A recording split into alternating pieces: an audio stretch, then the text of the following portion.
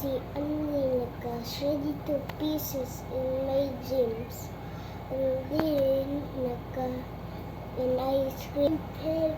Then I go to the police. Then after that, then I go to my mom's house. Then I tell her, Mommy, Andy is shredded to pieces. And then Mama said, oh no, Andy died. Then run. Then I go to the bed and cry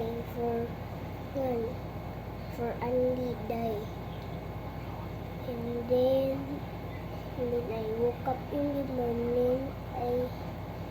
I go to in the outside, and then I told Mama, how was you doing?